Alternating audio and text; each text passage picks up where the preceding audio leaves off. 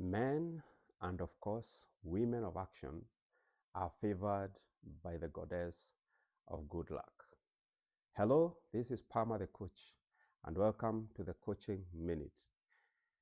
We are still on this book, The Richest Man in Babylon, and today we venture into the fourth chapter, which is titled Meet the Goddess of Good Luck. Today we are going to the second part. We already covered the first part in the last session, and here we go.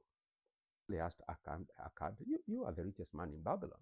Tell us how it is then that you attracted good luck so that you yourself got rich.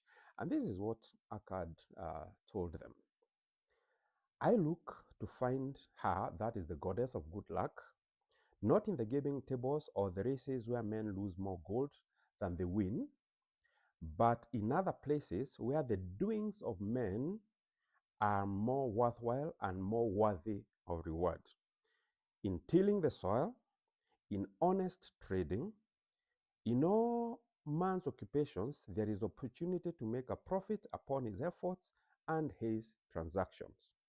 Perhaps not all the time will he be rewarded, because sometimes his judgment may be faulty, and other times the winds and the weather may defeat his efforts.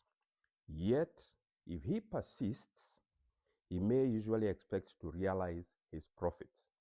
This is so because the chances of profit are always in his favor. So he says that so long as you're going out and working, so long as you have a profession that you have perfected and you are persistent, sometimes you may be unlucky because of circumstances, but more often than not, that persistence is rewarded by being a profitable venture. And so Akkad is moving the people's mindset from expecting to grow rich by being lucky at betting and those kind of opportunities, but to get back to their honest opportunities, to work very hard, to get better at it, and certainly those efforts are going to be rewarded.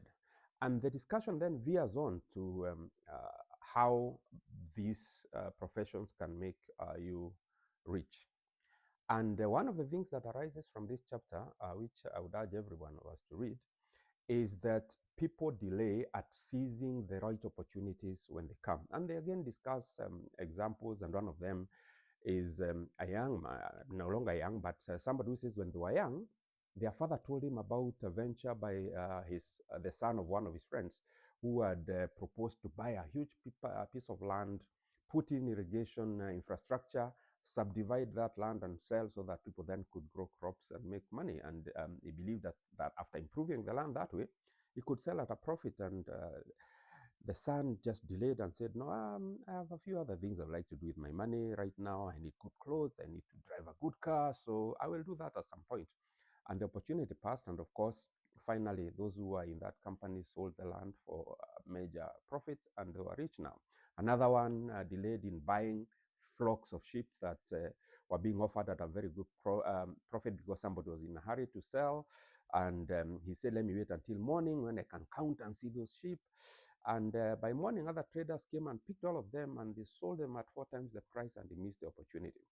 And in this, the richest man in Babylon warns against a character called the procrastinator, or the habit of procrastinating, leaving to do tomorrow what you could actually do today, not seizing opportunity that comes your way today and leaving that for tomorrow.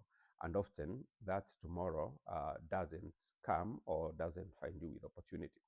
And that really is the lesson that he gives, that you will, especially through seeking advice from people who know and understand investment and trades and business, know where there is a good opportunity and actually taking that opportunity. When I was younger, in the 2006, when I bought the book that I keep showing you, part of what we used to do was to help people make decisions about buying stocks. And you all know, for example, in Kenya or around that, there's a company called Safaricom, which went public around that time and has been fairly successful. And when it was offered, a share was going for 5 shillings, and a lot of us went in and bought these shares at 5 shillings. And we had a bit of misfortune in Kenya in 2007, and the shares plunged to 3 shillings. And a lot of people saw the loss. And at that time, I would urge people and tell them, hey, nothing has changed from about this share from when we bought it at 5. So if it's at 3, please buy some more. And a lot of people look at me and ask are you normal?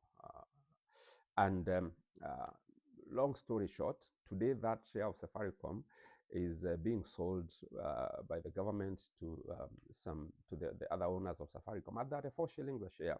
And I still have a few people still running now wanting to buy that share at 34. And I think it's a good idea. But the point I'm saying is that seize the opportunity when it is offered to you, especially with good reasons or good hope, good chances. Of course, as always, the best investment is a mixed portfolio, so you don't put everything in one basket because you think this is where you'll make a jackpot. But yeah, I think that's basically how to think, to seize the opportunity when it comes and not to procrastinate.